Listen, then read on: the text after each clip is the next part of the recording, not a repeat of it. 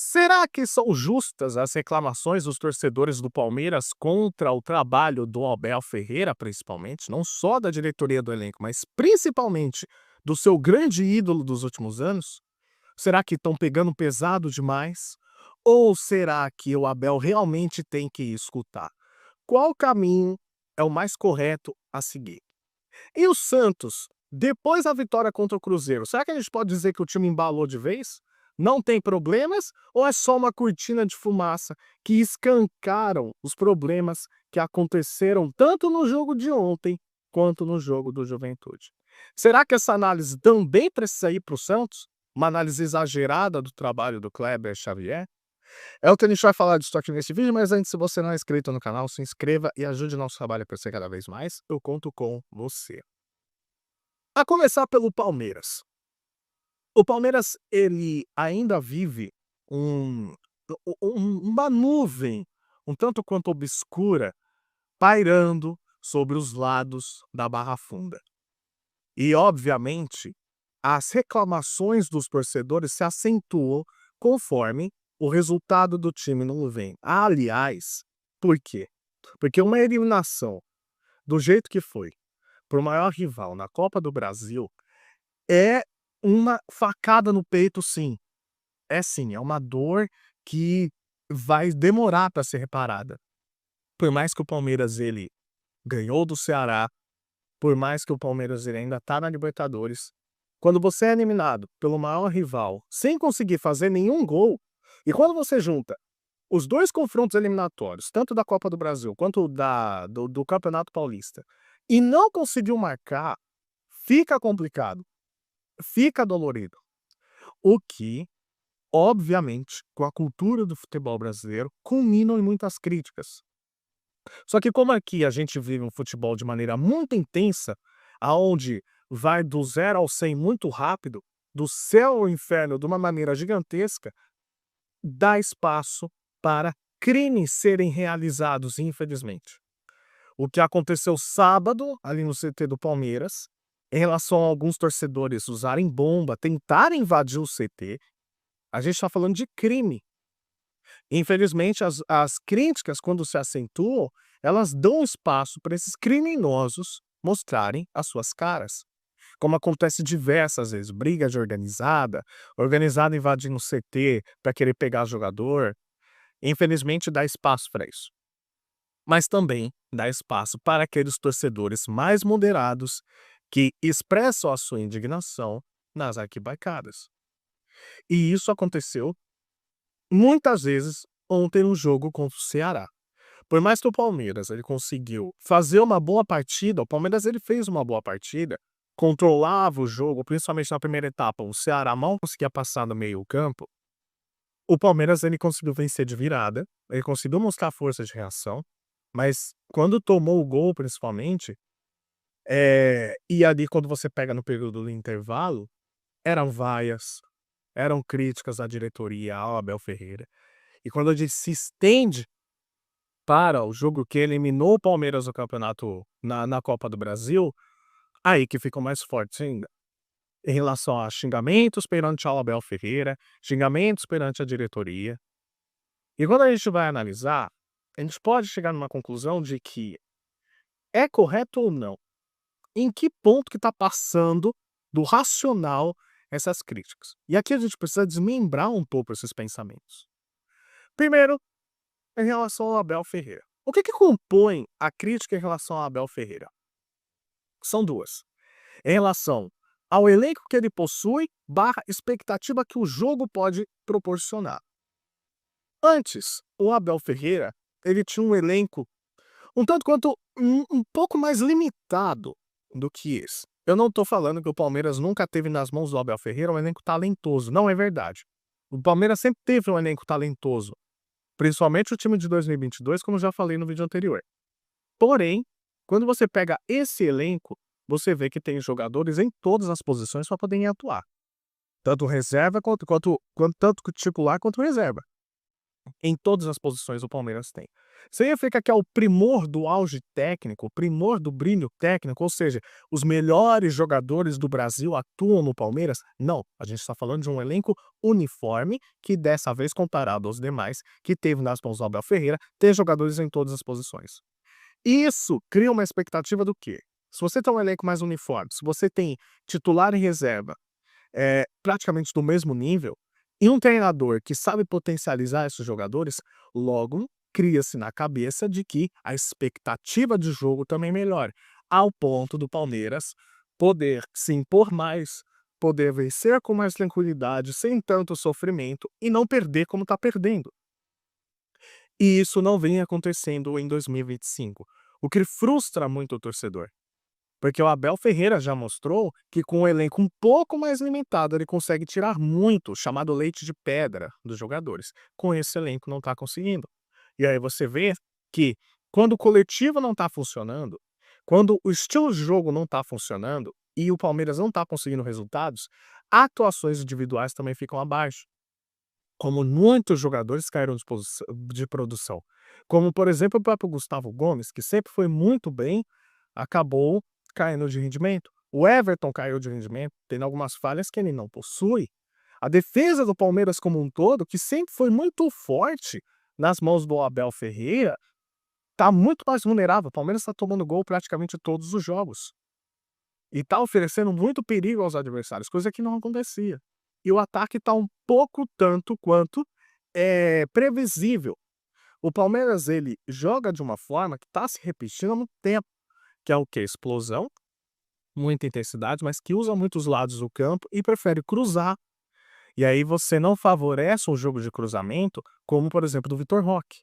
O Vitor Roque não é um centroavante de área que vai ficar cabeceando, como por exemplo o Flaco Lopes. Ele é um cara que ataca mais o espaço vazio, que precisa de velocidade, que vai fazer às vezes uma certa parede, que vai proteger a bola e vai sair atacando em velocidade. Esse é o cara que precisa mais corredor para poder atuar.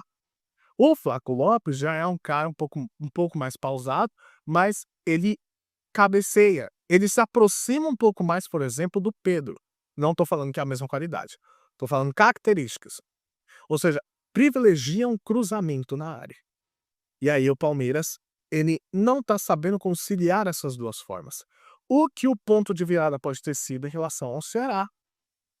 O jogo contra o Ceará, normalmente, o que acontecia antes?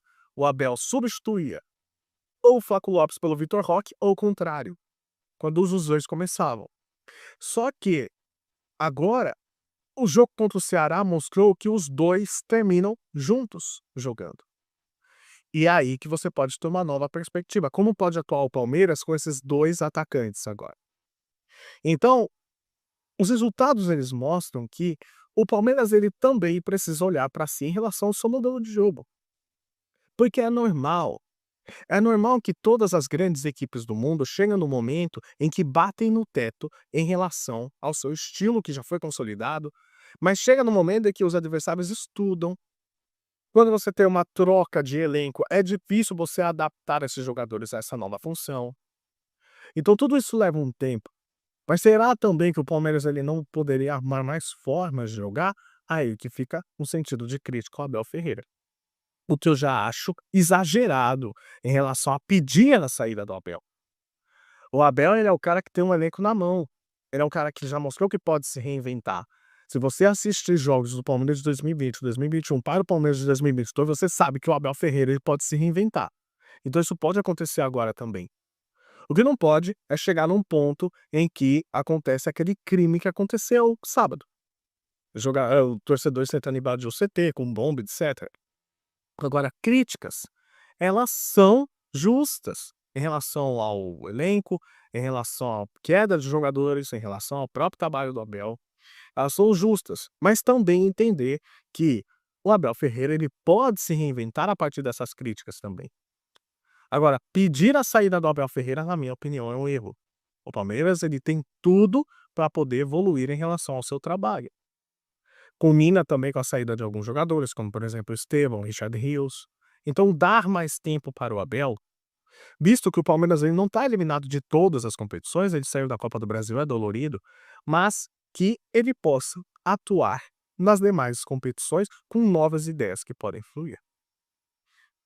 Agora em relação ao Santos. O jogo contra o Cruzeiro, ele apresenta o seguinte aqui. E é o seguinte, já tinha mostrado contra o Sport, que é o quê? O poder de reação que a equipe pode ter. Isso era uma coisa que o torcedor do Santos ele não estava acostumando a ver na sua equipe, no seu time. Os anos, principalmente ano passado, que tinha um elenco muito superior aos demais em relação à Série B que disputava, o Santos ele tinha o melhor elenco disparado, ele se mostrava um time tanto quanto passivo. Dificilmente o Santos conseguia virar jogos. O Santos era muito assim. Quando ele saía na frente do placar, dificilmente ele levava a virada. E quando ele saía atrás do placar, dificilmente ele virava. Entende? Então ele era um time muito padrão, que é o seguinte: olha, se eu sair na frente, no mínimo eu vou empatar. E se eu sair atrás, no máximo eu irei empatar. É assim. É assim. Agora não. Agora a gente está vendo nos últimos jogos que o Santos está tendo uma capacidade de reação. Ele reagiu a uma pressão do Flamengo em relação ao jogo da Vila Belmiro, não saiu atrás do placar, mas ele reagiu, ganhando no final. Reagiu em relação ao Sport, tudo bem, era o lanterna, não havia ganhado de ninguém antes de ganhar do Grêmio, mas o Santos ele conseguiu reagir tendo um a menos. E agora contra o Cruzeiro, jogando muito bem no Mineirão, a equipe mineira, obviamente. Por quê? Porque se você pegar as atuações, e principalmente o jogo de ontem, você precisa separar esses pontos. Ponto positivo em relação à reação do time. Outro ponto positivo, Gabriel Brazão, de novo, que já tá pedindo passagem, inclusive, na seleção brasileira. Para terceiro goleiro hoje, ele pode ser testado, sim, não tem nenhum problema. Tá pegando demais. Cada defesa que esse cara tá fazendo, e aqui a gente já vai falar das atuações coletivas, mas primeiro destacar os individuais. Gabriel Brazão. Nota 10 pro Gabriel Brazão. Só não sofreu mais gols por causa dele. Guilherme. Olha, a capacidade de reação do Guilherme muito boa. Cabadeiro, obviamente. Muito bom o jogo do Cabadeiro. E Zé Rafael, que entrou e melhorou consideravelmente a questão do passe, a saída de bola mais refinada do Santos. Esses jogadores aqui eu tenho para destacar. Agora, por mais que o Santos ele saiu grandioso do Mineirão e ele conseguiu 2-1 de uma forma até que inesperada, para quem assistiu o jogo, até o segundo tempo, não era isso que o jogo mostrava. O jogo mostrava as mesmas deficiências dos demais jogos do Santos, que é o que? É uma defesa muito vulnerável, principalmente na questão da bola aérea. O Cruzeiro ele quase abriu o placar numa cabeçada, que o Gabriel Brazão ele faz uma defesa maravilhosa, mas em outras vezes em cruzamentos também foi um perigo. E que culmina com um outro fator que mostra que, infelizmente, o trabalho do Kleber Xavier não evolui, que é a questão da falta de intensidade e combatividade. É muito fácil sair da pressão do Santos. É muito fácil sair da marcação do Santos. O Santos, ele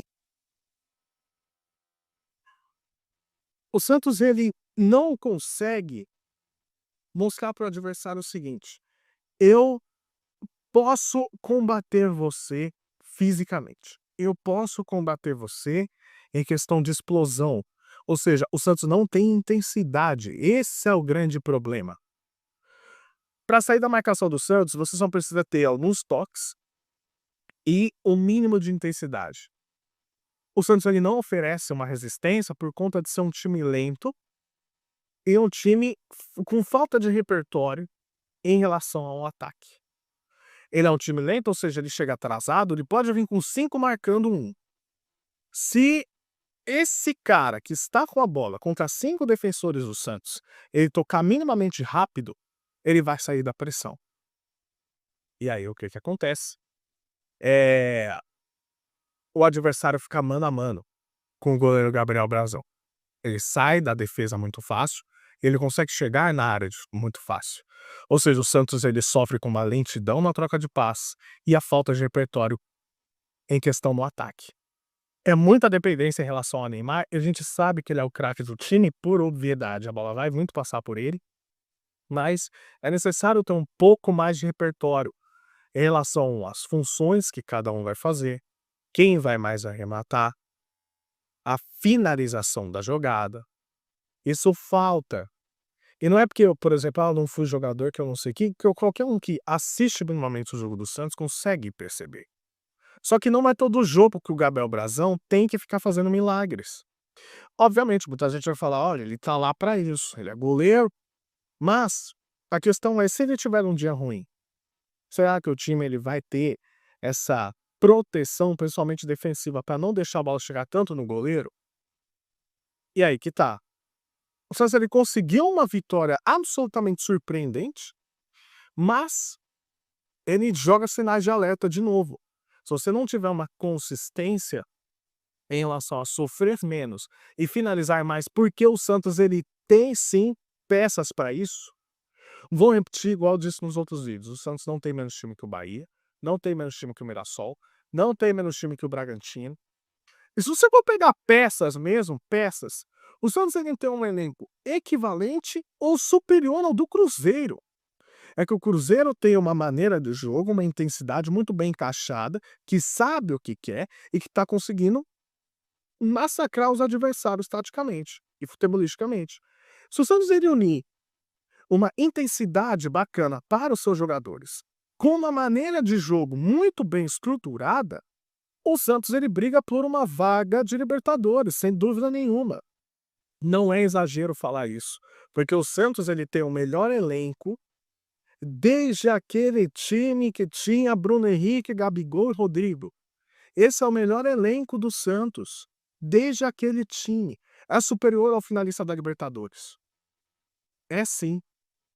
Então, o Santos ele precisa encontrar uma maneira de jogo. Não por acaso está atrás do São Paulo, mas precisa agir e mudar rápido, porque senão esse individualismo que depende pode daqui a pouco não ser o suficiente para fazer o time ganhar e precisa se afastar da zona do rebaixamento para começar a respirar. Quero saber o que você acha, deixa os comentários aqui no vídeo, não esqueça de se inscrever no canal. Tamo junto, até a próxima. Tchau.